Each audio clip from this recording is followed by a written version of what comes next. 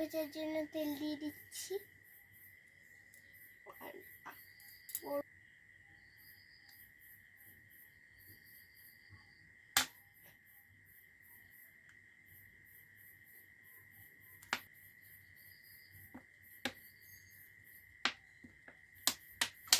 Video আমি আলু দিচ্ছি, কিন্তু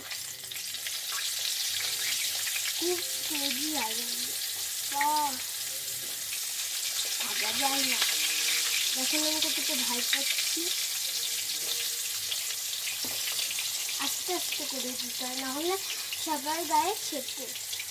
আমি আস্তে আস্তে দিচ্ছি, আমাকে শিখিয়ে দিচ্ছে। দেখো সুন্দর সুন্দর সবাই দিচ্ছে। ভিডিওটা কোথায়